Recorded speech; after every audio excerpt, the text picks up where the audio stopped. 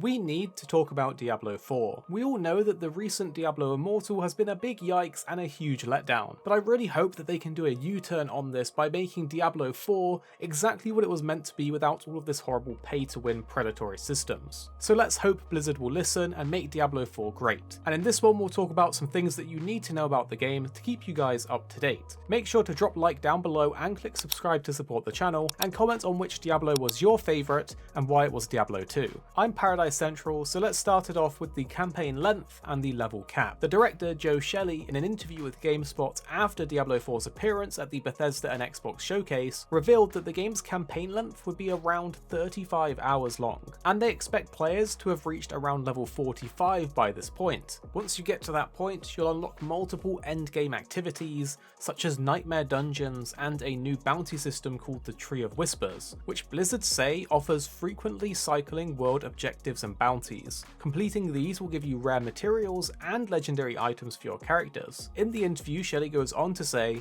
you get access to Whispers, you get access to nightmare dungeons and other endgame activities we're still working on. We really wanted you to have a wide variety of things to do. And of course, you've got world tiers that are allowing you to step up the keep. Make sure that the difficulty of the world stays on pace with the power of your character level.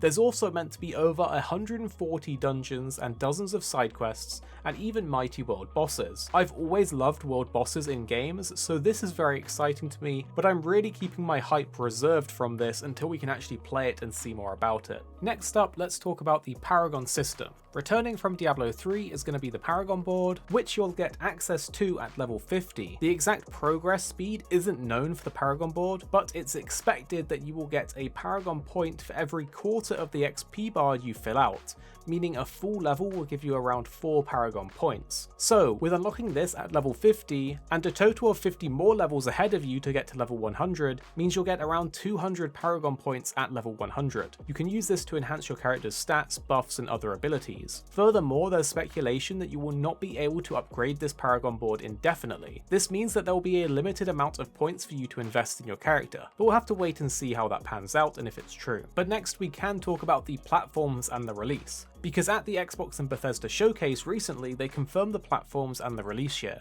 It's going to be PlayStation 5, PlayStation 4, Xbox One, Xbox Series X and S, and PC, and it was first announced at BlizzCon in 2019, and now the release is set for 2023. There's no exact date yet, but as time goes on we'll have more information to share with you guys. Now let's talk about the classes and the new Necromancer. There were already 4 classes confirmed for Diablo 4, the Barbarian, the Sorceress, the Druid, and the Rogue. However, there is also a really cool 5th character reveal recently that's the Necromancer. This is really quite nice because in the past it's been a DLC or expansion character. It returns with newly designed undead mechanics. You'll also be able to use an all-new ability called the Book of the Dead. You can fight with aggressive skeleton warriors, fast attacking skirmishers, sword and board defenders, or scythe wielding reapers. You can unleash a litany of spells with skeletal mages, imbuing them with shadow, cold, and sacrificial magics. You can also deploy tanking bone golems, health-stealing blood golems, and charging iron golems, or you can sacrifice your minions to absorb their power. Diablo 4 has a focus on returning to the darkness, and adding the Necromancer to the launch lineup really helps keep that tone. Next, let's talk about character creation, because you will be able to customize the appearance of your character.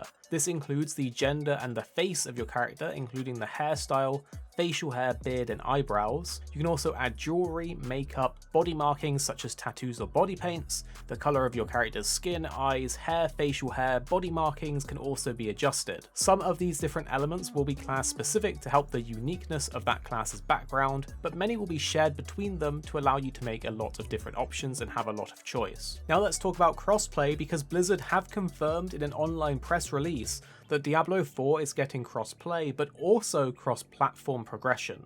This means you can link up your Battle.net account and switch between platforms, or even just play with your friends on other consoles easily.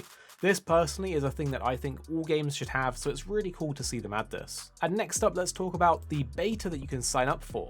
You can already go and pre-register for the Diablo 4 beta on the Diablo 4 section of the Blizzard website. By signing up for updates, you'll have a chance to be selected for future beta tests and the latest information about the game. We don't know when this will be, but if you want to play the game early, this is probably your best shot by signing up here and hoping that you get picked. Make sure to click like down below and subscribe for the other videos on the channel if you enjoyed this video. Tell us in the comments which class you plan to play if you plan to get the game, and the videos on screen now we think are perfect for you, so make sure to click them. Don't miss out by clicking the videos on screen now.